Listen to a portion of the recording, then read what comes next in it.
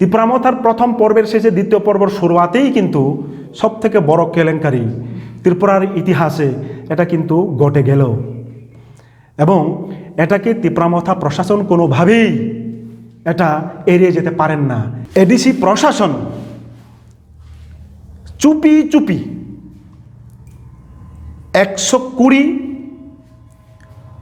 কেউ কেউ কোনো মিডিয়াতে বলছেন তার সংখ্যা 200-র অধিক হবে, এলডিসি সহ বিভিন্ন পদে এডিসি প্রশাসন চাকরি নিয়োগ করেছে, নিয়োগপত্র সেরেছে এবং এই নিয়োগপত্র, এই নিয়োগ সংক্রান্ত বিষয়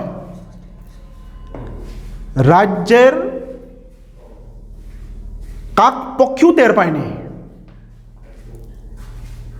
এমনকি তিপ্রামথার যারা এডিসি প্রশাসনে আছেন উপর মহলের নেতৃত্ব বাদে যারা সমর্থক বিগত 2021 থেকে তিপ্রামথাকে সমর্থন করে এসছেন, তাদের হয়ে কাজ করে এসছেন, তাদেরকে বুদ্ধ দিয়ে ক্ষমতায় এনেছেন, এমন বহু শিক্ষিত যুবক যুবতীদের কানে, তাদের কাছেও এই খবরটা নেই যে এডিসিতে 120টা কিংবা তার বেশি এলডিসি পদে নিয়োগ হবে। কেন এরকমটা হয়েছে এখনো পর্যন্ত এডিসি প্রশাসনের পক্ষ থেকে তা নিয়ে কোনো স্পষ্টীকরণ নেই।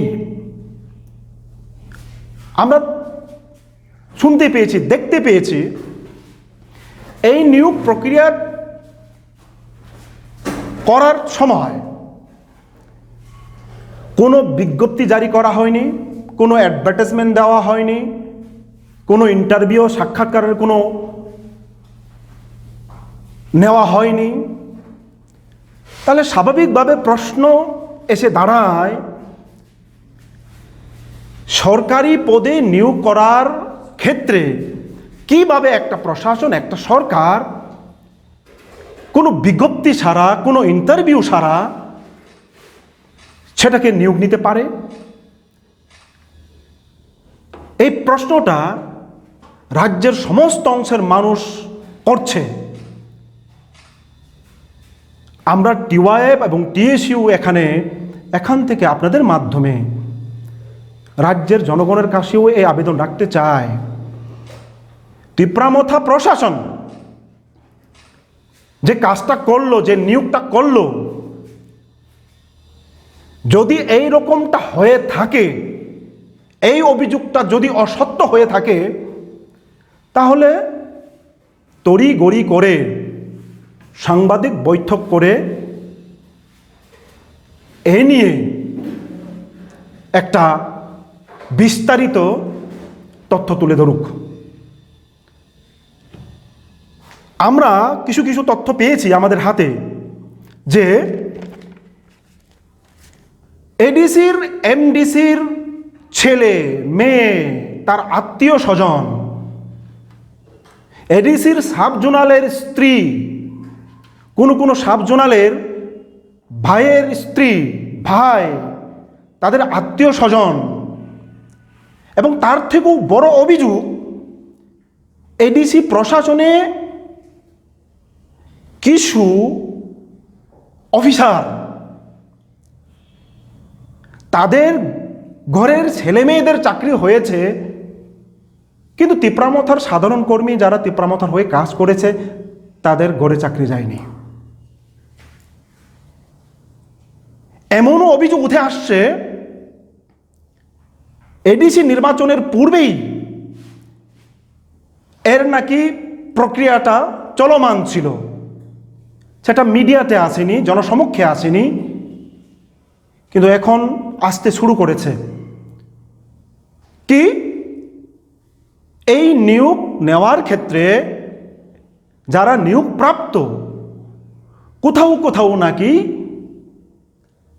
কয়েক লক্ষ টাকা দিয়ে, কেউ 7 লাখ টাকা, 10 লাখ টাকা, সর্বোচ্চ 15-20 লক্ষ টাকা দিয়ে চাকরিটা নাকি পেয়েছে। এই অভিযোগ যদি সত্য হয়ে থাকে তাহলে ত্রিপুরা রাজ্যে এডিসি গঠনের পর থেকে, সেই ৮০ দশকের পর থেকে এই রকম বড় দুর্নীতি এডিসি প্রশাসনের কোনো দিন হয়নি। এর জবাবদিহিতা জনগণের সামনে তুলে ধরতে হবে এডিসি প্রশাসনকে। আমরা এটাও দেখেছি, টিটিএডিসির কোনো এক নতুন নির্বাচিত এমডিসি সোশ্যাল মিডিয়াতে পোস্ট করেছেন যে এই নিয়োগটা হয়েছে, যে এখন তো টিপ্রামথার এমডিসিরা শপথই নেয়নি, এই নিয়োগটা তখনই হয়েছে। তাহলে কি এটা কি বোঝাতে চাইছে যে এই নিয়োগটা যেটা হয়েছে এর জন্য টিপ্রামথা দায়ী নয়? নির্বাচনী আচরণবিধি চলাকালীন অবস্থায় কিভাবে এডিসি প্রশাসনের নিয়োগ প্রক্রিয়া চলতে পারে, কোন সাংবিধানিক অধিকারে, এটা কিন্তু বড় প্রশ্ন হয়ে দাঁড়িয়েছে। এই জন্যে আমরা আজকে টিওয়াইব এবং টিএসইউ এখানে আপনাদেরকে আহ্বান করতে বাধ্য হয়েছি। আমরা আপনাদের মাধ্যমে এই দাবি তুলতে চাইছি, মিডিয়া বন্ধুগণ, হ্যাঁ নিয়োগ হবে, নিয়োগ হওয়া জরুরি, নিয়োগ হলে ভালো, কিন্তু সেই নিয়োগটা যেন স্বচ্ছতা রেখে যারা যোগ্যতম প্রার্থী, যারা চাকরি পাওয়ার জন্য যোগ্যতম প্রার্থী, তারা যেন সেই চাকরিটা পায় এবং নিয়োগ করার ক্ষেত্রে অ্যাডভার্টাইজমেন্ট, বিজ্ঞপ্তি জারি করে নিয়ম মাফিক প্রক্রিয়া করে ইন্টারভিউর মাধ্যমে স্বচ্ছতা বজায় রেখে সেটা নিয়োগ হোক। এটা টিওয়াইএফ এবং টিএসইউ বরাবরই আমরা একটা বিশ্বাস রাখি এবং দাবি তুলছিও। এই যে নিয়োগ প্রক্রিয়াটা হলো, এর জন্য এডিসি প্রশাসনের যে স্বচ্ছতার বিষয়টা এখানে কিন্তু প্রশ্নচিহ্নের মধ্যে এসে দাঁড়িয়েছে। এই জন্যে আমরা এডিসি প্রশাসনের কাছেই এই আবেদনটা রাখতে চাইছি যে যদি এই নিয়োগ করার ক্ষেত্রে যদি আপনাদের স্বচ্ছতাই থেকে থাকে, তাহলে কোন দিন, কোন সময়, কোন তারিখে নিয়োগের জন্য বিজ্ঞপ্তি জারি করা হয়েছে, অ্যাডভার্টাইজমেন্ট দেওয়া হয়েছে, সেটা জনসমক্ষে আনুন, মানুষ বিশ্বাস করবে।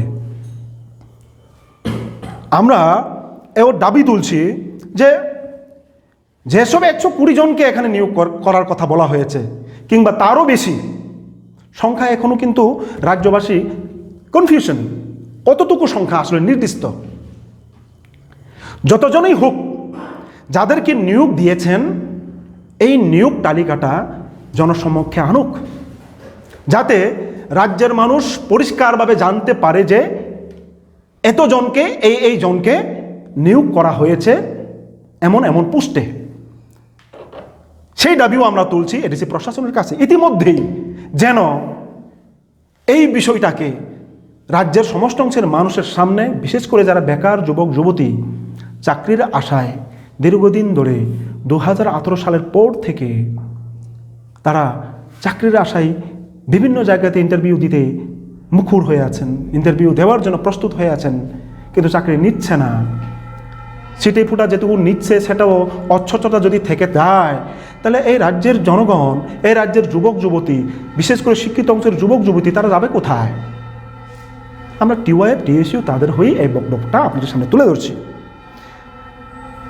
এখানে আরেকটা বিষয় প্রসঙ্গক্রমে বলতে হয়, আমরা দেখেছি ত্রিপুরামথার আদরণীয় সুপ্রিমো শ্রী প্রদ্যুৎ কিশোর দেববর্মা, তিনি সম্ভবত এটাকে ড্যামেজ কন্ট্রোল করার জন্যই আমরা মনে করছি, তিনি লাইভে এসে বলেছেন যে এই নিয়োগ প্রক্রিয়াটাকে হুল করা হবে।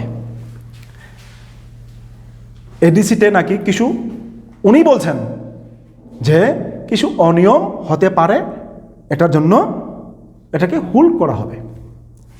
প্রসঙ্গক্রমে এখানে বলতে হয় 2024 সালে, আপনারাও মনে আছেন, আপনারা জানেন, রাজ্যবাসী জানে, রাজ্যের যুবক অংশের মানুষ জানে, 2024 ফেব্রুয়ারি মাসে 110টি সাব জোনাল অফিসার এবং ডেপুটি পিউ পোস্টের জন্য বিজ্ঞপ্তি জারি করা হয়েছিল। এবং বিজ্ঞপ্তি জারি করার পর পরীক্ষা প্রক্রিয়াও নেওয়া হয়েছিল। তখনও প্রশ্নপত্র ফাঁস এবং গুরুতর অভিযোগ, কেলেঙ্কারির অভিযোগে সেই পরীক্ষাটা যখন প্রায় প্রশ্নের মুখে চলে আসে, সেই নিয়োগটা প্রশ্নের মুখে চলে আসে, তখনও কিন্তু তিপ্রামথার মাননীয় সুপ্রিমো তিনি লোকসমক্ষে হচ্ছে লাইভে, ফেসবুক নিজস্ব লাইভে এসে তিনি বলেছিলেন যে প্রয়োজনে তিনি টিপিএসসির মাধ্যমে স্বচ্ছ নিয়োগ নেবেন। আপনারা দেখেছেন প্রথম পর্বের তিপ্রামথার প্রশাসন এডিসিতে ক্ষমতা শেষ হয়ে 2024-25 পেরিয়ে 26-এ দ্বিতীয়বার তারা ক্ষমতায় এসছে। আমরা সেখানে এই দাবিও তুলছি, যারা ওই সময় প্রায় 27,000 থেকে 30,000 যারা অ্যাপ্লিক্যান্ট পরীক্ষার জন্য যারা বসেছিল, পরীক্ষা দিয়েছিল, সেই পরীক্ষার রেজাল্টটা স্বচ্ছতাভাবে দিয়ে 110টি যে ডেপুটি পিইউ এবং সাবজোনাল ডেভেলপমেন্ট অফিসার পোস্টটা সেটাও নিয়োগ করা হোক। আমরা চাই এ রাজ্যের যুবক যুবতী যারা কর্মহীন, যারা চাকরির জন্য হা হুতাশ করছেন, অন্তত তারা চাকরি পাক, আশার আলো তারা দেখতে পাক। এখানে মূলত এই দুইটা বিষয়কে আমরা আপনাদের সামনে তুলে ধরবার জন্যেই এখানে আমরা মিলিত হয়েছি। আপনাদের সামনে আমরা আবেদন করব, ঠাঞ্চার নামে, আবেগের নামে বুথ তো জিতেছে, যারা বুথ জিতিয়েছে নির্বাচনে বুথ দিয়ে, তাদেরকে কেন প্রতারণা করবেন?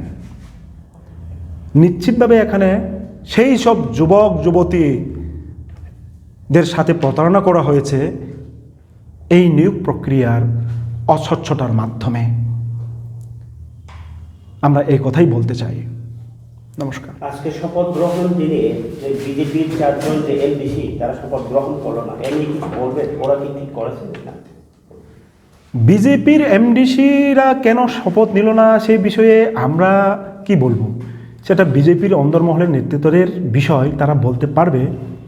এবং আমরা এইটুকুই আশা করতে পারি, তিপ্রামথাকে মানুষ ভোট দিয়েছে, তিপ্রামথাকে মানুষ নির্বাচিত করেছে, প্রথম দফা থেকে দ্বিতীয় দফায় তারা পদার্পণ করেছে এবং মানুষের আশা থাকবে, জনগণের আশা নিশ্চিতভাবে আছে এবং জনগণের সেই আশা বিশ্বাস তাকে তারা পূরণ করুক। এবং আপনার কথার প্রসঙ্গে একথা বলতে হয়, তিপ্রামথার প্রথম পর্বের শেষে দ্বিতীয় পর্বের শুরুয়াতেই কিন্তু সবথেকে বড় কেলেঙ্কারি ত্রিপুরার ইতিহাসে এটা কিন্তু ঘটে গেল এবং এটাকে তিপ্রামথা প্রশাসন কোনোভাবেই এটা এড়িয়ে যেতে পারেন না। এই বিষয়টাকে স্পষ্টীকরণ দেওয়া অবশ্যই জরুরি।